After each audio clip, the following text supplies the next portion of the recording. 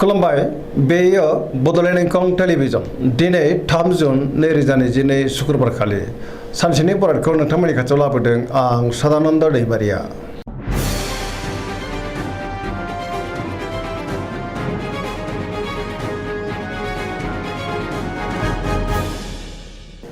सिगां फरायनो लादों मेष राशि गिबि हांखो अ ल दिनैनि साना जोबोर मोजां जेरावबो गाहाम थासारि फैगोन मावनो लानाय खामानिखौ थि समावनो मावफुंनो हागोन गोसोखौ दिनै जोबोर गोजोननाय मोनगोन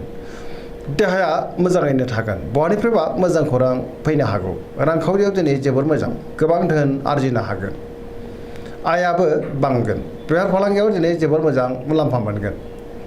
सोरबा लोगोनि हेफाजाबखौ मोननो हागोन न'खराव दिनै अननानै फैगोन बिमा बिफानि बोर मोनगोन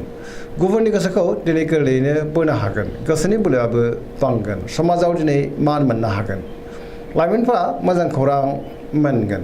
गोसोआ दिनै जोबोर रमान्टिक जागोन फरायसाफ्रा दिनै फरायनायाव गोसो दुंखांगोन आरो मोजां फिथाइ मोनगोन।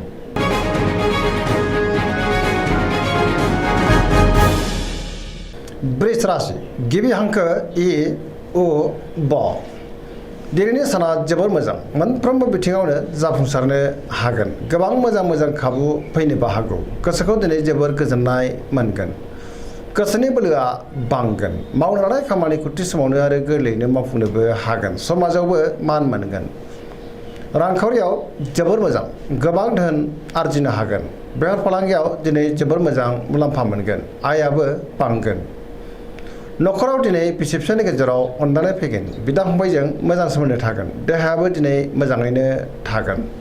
गुबुननि हेफाजाबखौ मोननो हागोन जायखि खामानि मावा मानो मोनफ्रोमबो खामानिखौनो दिनै गोरलैयैनो मावफुंलांनो हागोन लोगोफोरनि अनसायनाय मोनगोन गोसोनि साननायफ्रा मोगथाङाव जाफुंगोन पजिटिभ एनार्जिनि गोहोमबो गोग्लैगोन।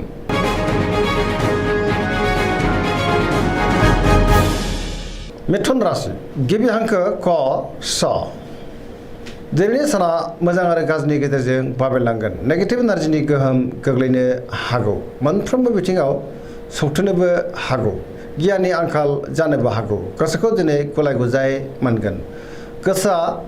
जोबोर आला खालाबो जागोन देहाया मोजाङै थागोन रांखावरियाव जोबोर मोजां बेफार फालांगियावबो दिनै जोबोर मोजां होनजायो न'खराव बिसि फिसायनि गेजेराव अननानै फैगोन बिदा फंबायजों मोजां सोमोन्दो थागोन समाजावबो मान मोनगोन मावनो लानाय खामानिखौ मावफुंनो हागोन सोरबा लोगोनिफ्राय हरखाबै गाज्रि खौरांबो मोननो हागौ गुबुनजों मोजां सोमोन्दो लाखिनो गोब्राब जागोन नेगेटिभ एनार्जिनि गोहोम गोग्लैनो हागौ लाइमोनफोरनि गोसोआ दिनै जोबोर उसुखुथु जागोन।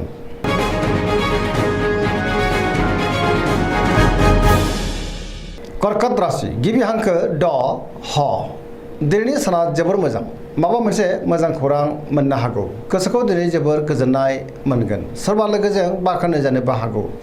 गोसोनि साननायफ्रा जाफुंगोन गोसोआव पजिटिभ साननाय फैगोन मावनो लानाय खामानिखौ थि समावनो आरो गोरलैयैनो मावफुंनोबो हागोन रांखावरियाव दिनै जोबोर मोजां बेफार फालांगियाव जोबोर मोजां मुलाम्फा मोननो हागोन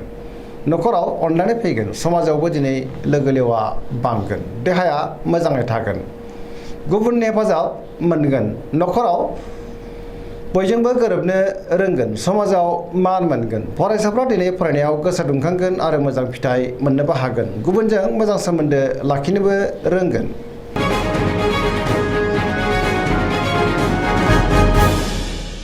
सिंह राशि गिबि हांखो म ट दिनैनि साना मोजां आरो गाज्रिनि गेजेरजों बाबेरलांगोन गोसोआव नेगेटिभ साननाय फैगोन मावनो लानाय खामानिखौ मावफुंनो हागोन सोरबा लोगोनिफ्राय गाज्रि खौरां मोननोबो हागौ लोगो लेवानि आंखाल नुजानो हागौ बहाबा दावबायहैनो खाबु मोनगोन रांखावरियाव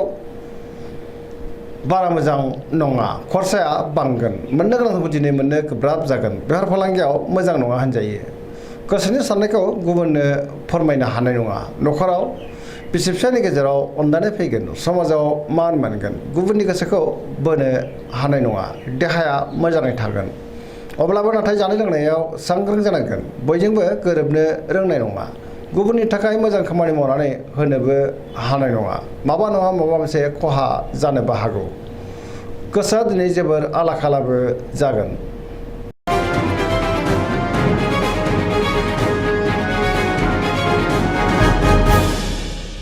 कन्या राशि गिबि हांखो प ट दिनैनि साना बारा मोजां नङा गोसोआव नेगेटिभ साननाय फैगोन गोथों आरो गोग्गो साननो रोंनाय नङा गियाननि आंखाल जानो हागौ रांखावरियाव मोजां नाथाय अब्लाबो खरसायाबो बांगोन बेफार फालांगियाव मोजां होनजायो देहाया मोजाङै थानाय नङा गोबां रोखोमनि देहायारि जेंनाजों मोगा मोगि जानांनोबो हागौ न'खराव अनलायनाय फैगोन गोबां खामानियाव मुखुबबो थागोन नाथाय अब्लाबो नेगेटिभ एनार्जिनि गोहोमबो गोग्लैनो हागौ सांग्रां जानाया गाहाम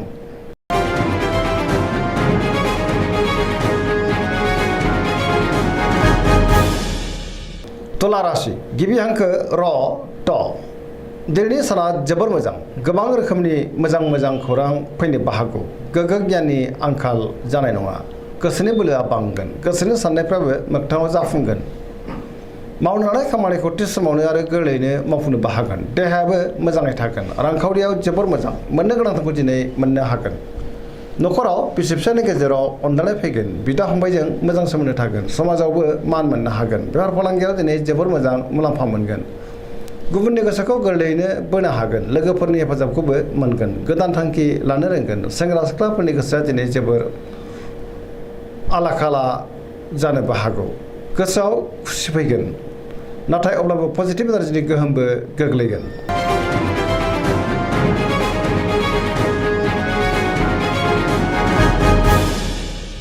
वृश्चिक राशि गिबि हांखो न स दिनैनि साना जोबोर मोजां समाजाव लोगो लेवा बांगोन गोबां मुंदांखा सुबुंजों दिनै लोगो मोनज्लायनोबो हागौ पजिटिभ एनार्जिनि गोहोम गोग्लैगोन समाजाव मान मोनगोन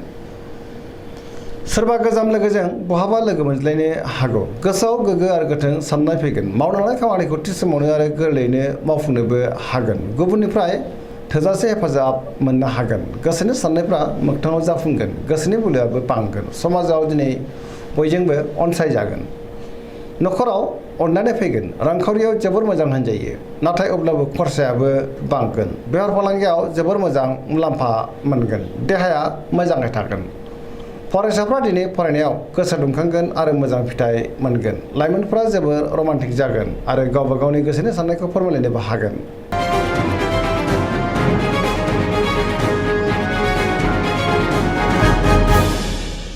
धनु राशि गिबि हांखो ढ फ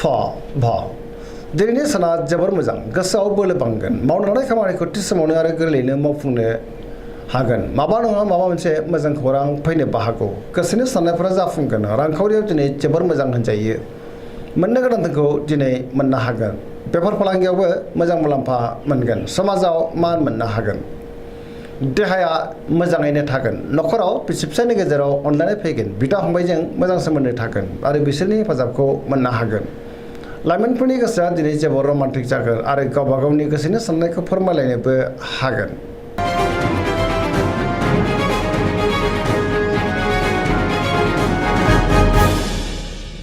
मकर राशि गिबि हांखो ख ज दिनैनि साना जोबोर मोजां गोसोनि साननाया जाफुंगोन मावनो हानाय खामानिखौ थि समावनो आरो गोरलैयैनो मावफुंनोबो हागोन रांखावरियाव जोबोर मोजां होनजायो नाथाय अब्लाबो खरसायाबो बांगोन मोननो गोनांखौ दिनै मोननो हागोन बेफार फालांगियाव मोजां मुलाम्फा मोनगोन गोबां मुंदांखा सुबुंजों दिनै लोगो मोनज्लायनोबो हागौ गुबुनजों मोजां सोमोन्दो लाखिनो हागोन मोनफ्रोमबो खामानिखौ दिनै गोरलैयैनो मावफुंनो हागोन गोदान खामानियाव आखाइ होजेननोबो हागोन न'खराव अनलायनाय फैगोन बिदा फंबायजों मोजां सोमोन्दो लाखिनो रोंगोन सेंग्रा सिख्लाफ्रा गावबा गावनि गोसोनि साननायखौ फोरमायलायनो हागोन आरो गोसोआ दिनै जोबोर रमान्टिक जागोन फरायसाफ्रा फरायनायाव गोसो दुंखांगोन आरो मोजां फिथाइ मोननोबो हागोन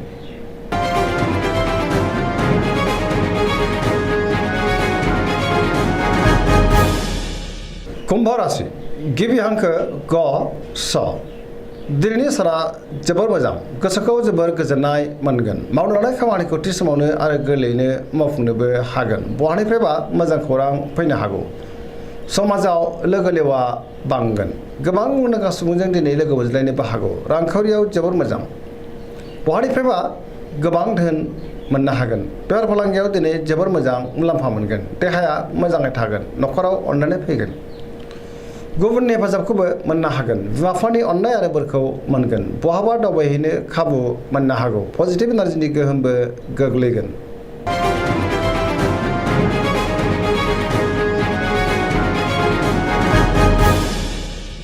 मीन राशि गिबि हांखो ड स दिनैनि साना जोबोर मोजां गुबुननि थाखाय मोजां खामानि मावनानै होनोबो हागोन गोसोआव पजिटिभ साननाय फैगोन गोसोनि बोलोआ बांगोन गावनि गोसोनि साननायखौ दिनै गुबुननो फोरमायनोबो हागोन देहाया मोजाङै थागोन अब्लाबो नाथाय जानाय लोंनायाव सांग्रां जानांगोन रांखावरियाव बारा मोजां नङा गोबां धोन खहा जानोबो हागौ बेफार फालांगियावबो बारा मोजां नङा होनजायो न'खराव अनलायनाय फैगोन सोरजोंबा बाख्नाय जानोबो हागौ लाइमोनफोरनि गोसोआ दिनै जोबोर रमान्टिक जागोन आरो गावबा गावनि गोसोनि साननायफोरखौ फोरमायलायनोबो हागोन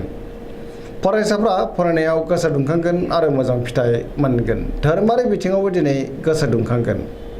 पजिटिभ एनार्जिनि गोहोमबो गोग्लैगोन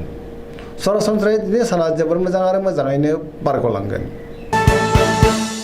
दिनैनि राशि फरायनाया एसेनोसै जोबनायाव बेखौनो खावलायो जाहाथे नोंथांमोना सानफ्रामबो जोंनि बे बड'लेण्ड इंखं टेलिभिजनखौ नायबाय थायो आरो साबस्क्राइब खालामो लोगोसे लाइक खालामो आरो शेयार खालामो एसेनोसै गोजोन्थों।